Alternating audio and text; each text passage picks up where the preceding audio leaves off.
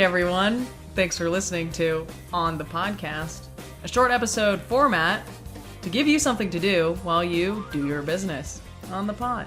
Or maybe you've decided you're not a drip coffee person anymore, and you've now taken up the French press. So while you're sitting there with your kettle on the stove waiting to boil, you're like, why the hell did I fill that with cold water? What was I thinking? It takes forever. Watch pot never boils. You've got some time to kill. Turn on an episode of On the Podcast and learn some things while you wait to wake up. I'm Katie. I'm Liz. Thanks for joining us. Hey, Liz. Hey, Katie. What are we talking about today? Good question, Katie. We are talking about a man, no myth, possibly a legend, who is very complicated in a good way. In a bad way? In lots of ways. In lots of ways. He contributed a lot to American history, to technology, and to a very spooky location.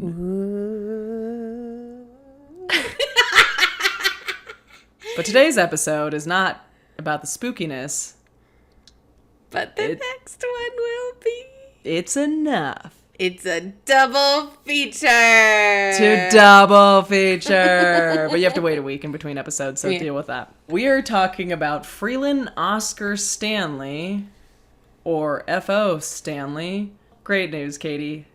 Good old F.O. Stanley. I don't know if this is great news, but he was born on June 1st, 1849, quite some time ago, with a twin brother, Francis Edgar Stanley. F.E. Stanley. The twins were born in Kingsfield, Maine, to 5 other siblings. However, they were the only ones who made it into adulthood, and they were the only ones that mattered anyway.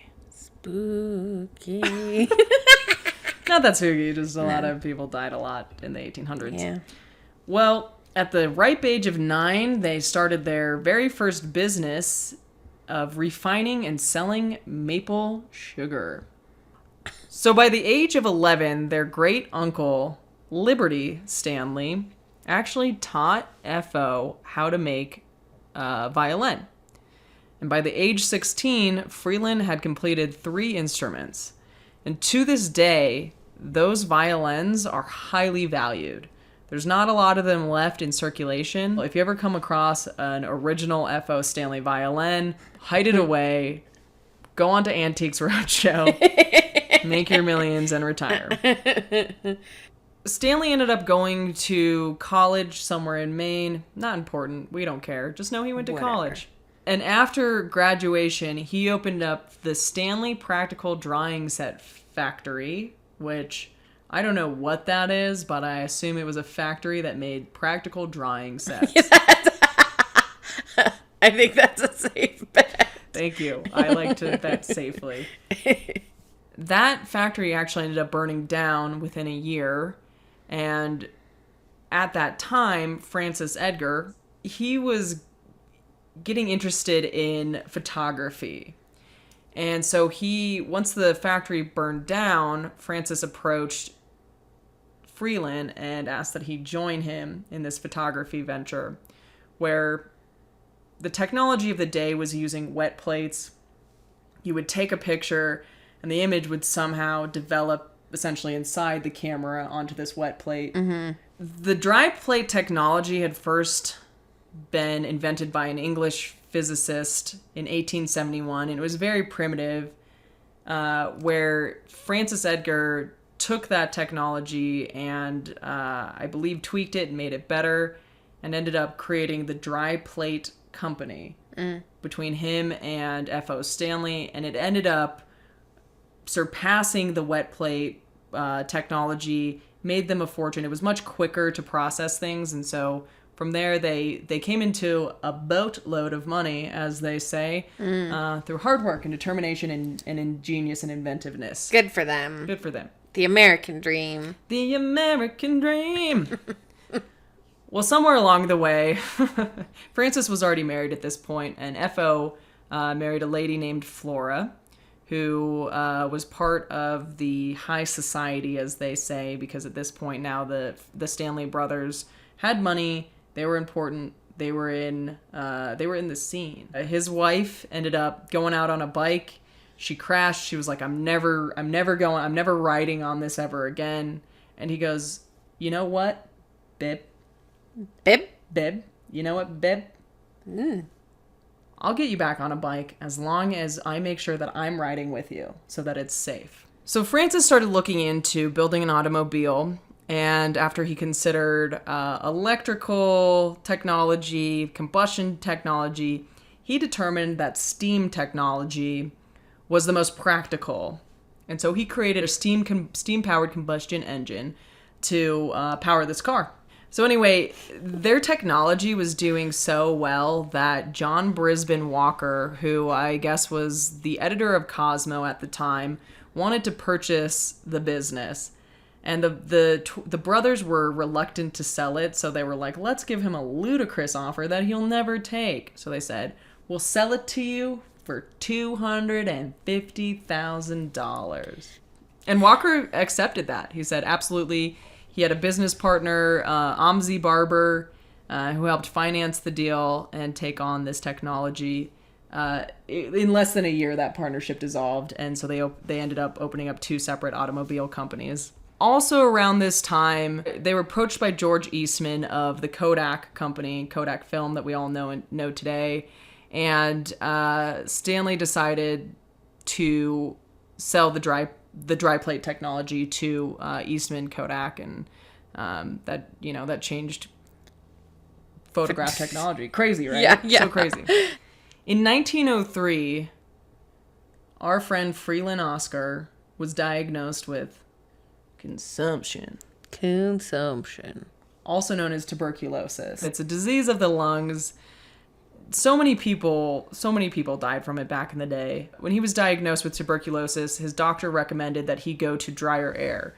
So at the time, many people who were being diagnosed with tuberculosis were headed to drier climates like Colorado, Arizona, New Mexico. It's like so crazy to think about tuberculosis tourism. Freeland and his wife Flora moved to Denver, where they stayed for a little bit of time, and they saw a doctor who was actually from Switzerland, and recommended that he visit Estes Park, which had a climate similar to where he was from.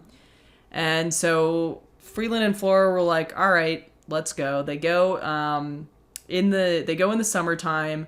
Flora gets sent by rail, and Freeland's like, I'll see you there, babe. I'm taking the steam engine.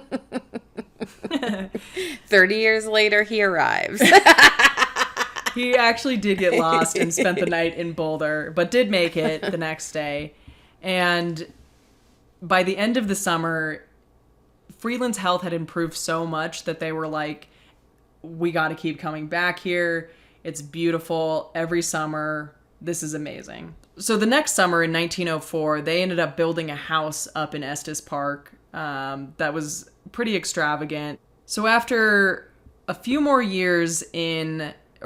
summers in Estes, Flora and Freeland were falling more and more in love with the place. So they decided that they were going to open up a hotel. So in 1907, Freeland and Flora commissioned the Stanley Hotel to be built.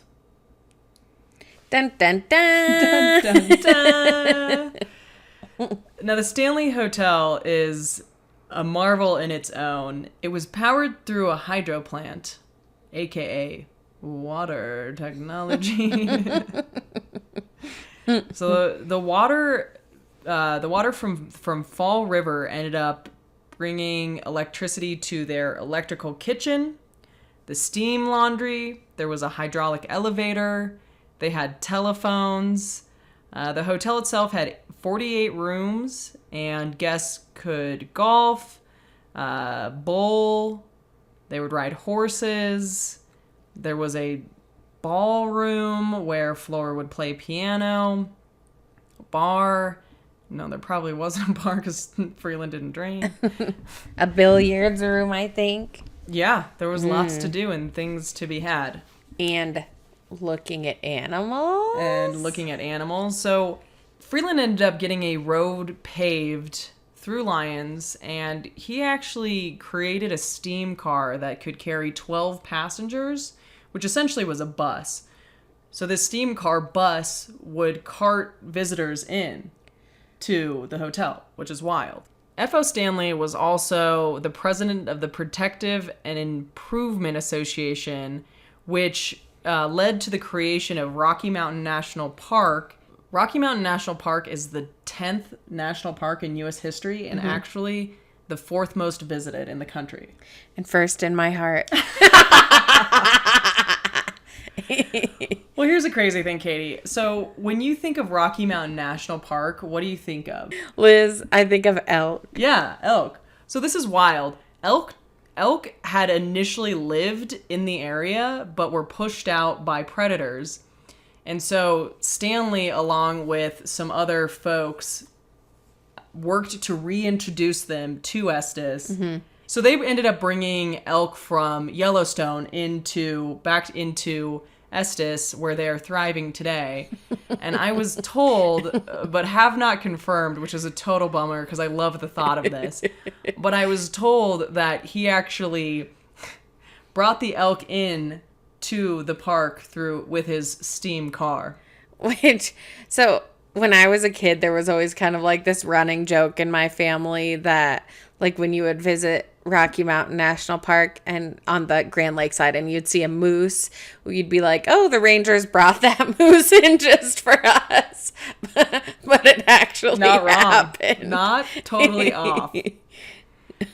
So the Stanley Hotel is still in operation today. It's absolutely amazing. Katie, you will get into it in the next episode about all the rest of it. I mean, it's incredible. So that is the story of our pal, the maple sugar maple sugar refiner, violin making, dry plate technology producing, steam engine car creating, tuberculosis-y hotel magnet. F.O. Stanley. So Liz. Yeah? What's that inside my body? It's a little bit of knowledge. And there's going to be a little bit more knowledge. Oh, can your body handle it? Stay tuned for part 2. Please.